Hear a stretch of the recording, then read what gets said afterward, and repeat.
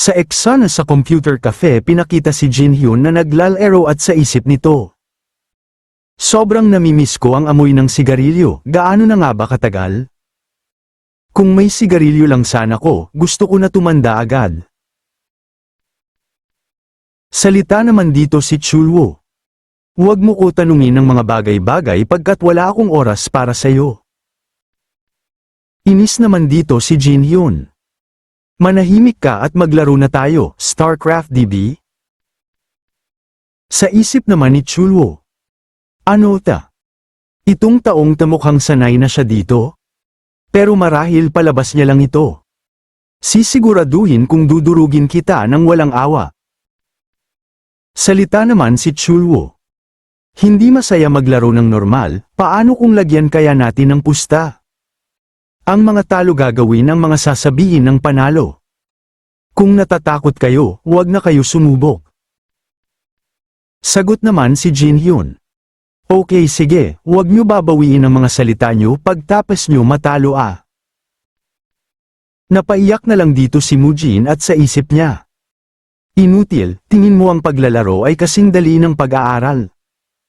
Jin Hyun, di mo pwedeng isipin na madali ito dahil sa isa lang itong laro. Sabay alok aman dito si Mujin. Jin Hyun, tingin ko ang Protoss ay maganda para sa isang baguhan. Sila ay madaling controlin, gawa ka lang ng mga basic na unit. Pipigilan ko naman sila. Ayos lang magra-random na lang ako, tugon naman ni Jin Hyun. Iyak na lang si Mujin.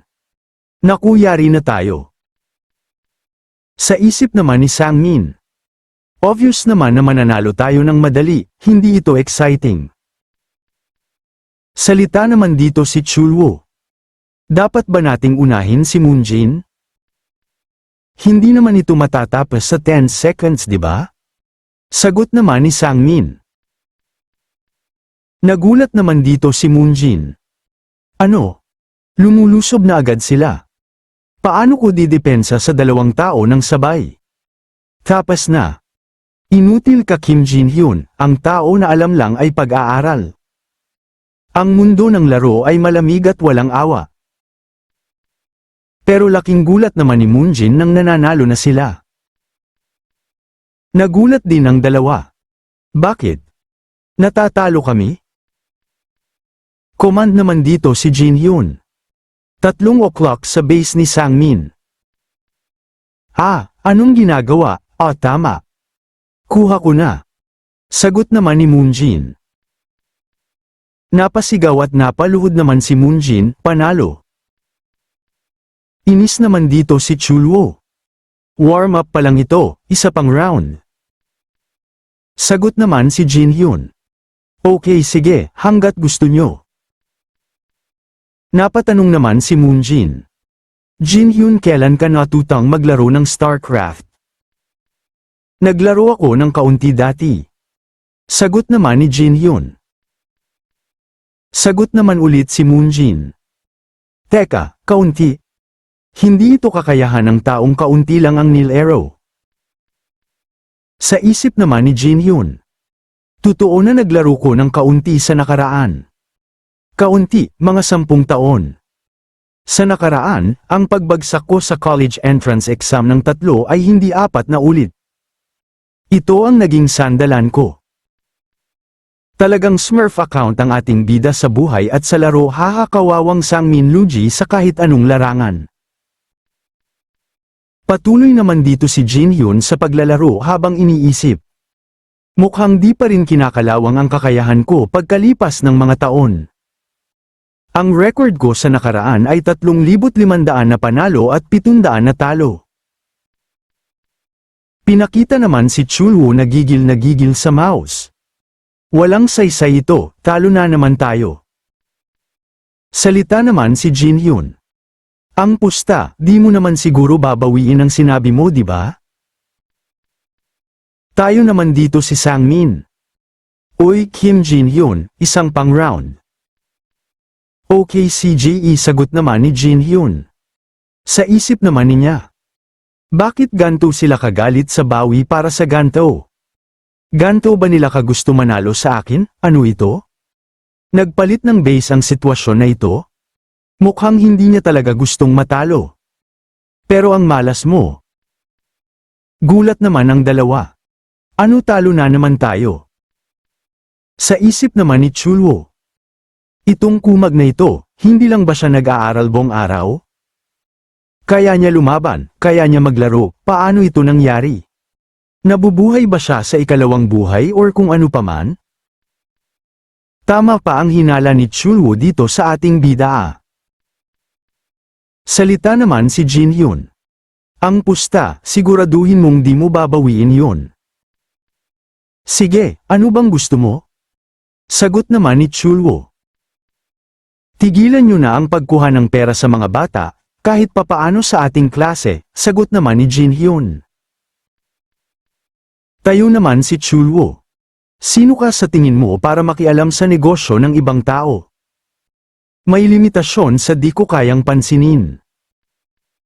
Kapit naman si Sangmin sa balikat ni Chulwo. Sige, gagawin naming, maari ba Chulwo? Teka, bakit? Tanong naman ni Chulwo. Sagot naman si Sangmin. Ang pusta ay pusta, at hindi rin naman maganda ang mangbuli ng mga classmate.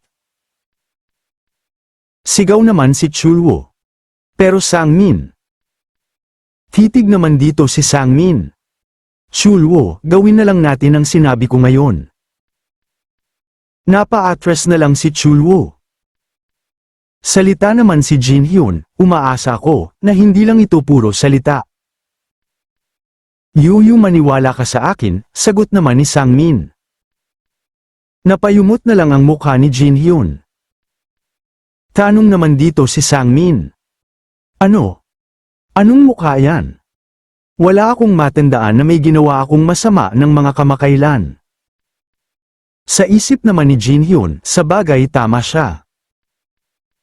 Dagdag naman ni Sangmin. Anyway, paano kung maglaro tayo ng tunay kesa sa mga games na ito? Maglaro ng tunay? Ano ang ibig sabihin niyan? Tanong naman ni Jin Hyun. Tama. Baka sobra na ito sa'yo. Sagot naman ni Sangmin. Ang mag-inam, alam niyo ba ang mag-inam? Nagulat naman ang dalawa at sagot naman si Moonjin. Mag-inam? Pero underage pa tayo. Tama, ito ay sobra, di ba? Saad naman ni Sangmin. Sa isip naman ni Jin Hyun. Ang kumag na ito talagang gusto niyang manalo kahit isang beses. Ganto ba talaga siya ka-competitive? Kagulat-gulat. Salita naman si Chulwo.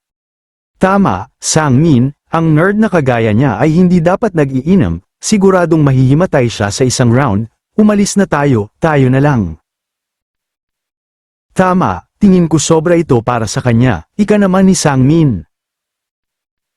Tanong naman si Jin Hyun. Ikaw magbabayad? Ikaw ba ang magbabayad ng inumin? At isa pa ang gusto ko ay soju. Salita naman si Sangmin. Magiging ayes ka lang ba? Huwag kang magpanggap na malakas dahil kung mahihimatay ka pagtapos ng isang shot siguradong magiging abala sa amin. Sabat naman si Moonjin. Tama Jin Hyun, mga underage pa tayo, maglaro na lang tayo. Sa isip naman ni Jin Hyun. Underage. Magiging okay lang ako. Sa 45 years old na Kim Jin Hyun, may idea ka ba kung gaano ko kagusto na mag-inam pagkatapos makakuha ng pangalawang buhay? Takam na dito si Jin Hyun at sabing, mabibili mo naman sila, di ba?